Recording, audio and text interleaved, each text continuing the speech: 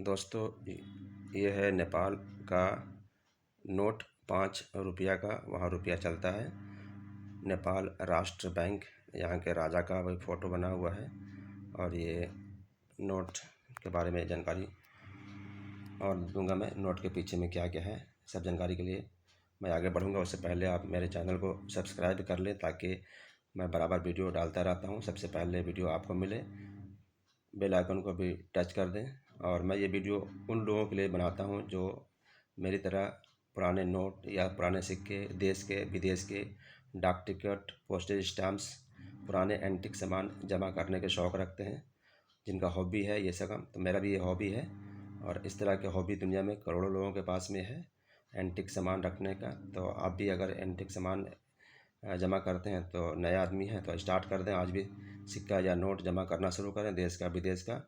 अपने विदेशी दोस्तों भाइयों से कुछ ना कुछ आप रिक्वेस्ट करके उनसे मांग सकते हैं। मैंने भी ये सारे नोट या सिक्के अपने दोस्त यारों से, मिलने जुलने वालों से रिक्वेस्ट करके मांगा है, और बचपन से जमा करता आ रहा हूँ और मुझे अच्छा लगता है।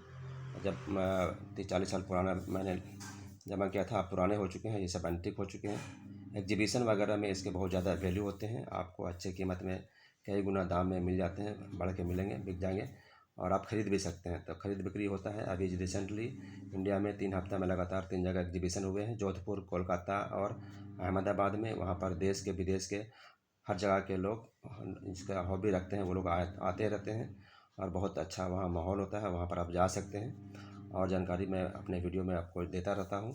और उसके अलावा भी आप गूगल में सर्च कर सकते हैं कि अगला एग्जीबिशन कहाँ होने वाला है। तो ये रहा नोट के आगे का हिस्सा। आप देखते हैं पीछे में इस नोट में क्या है।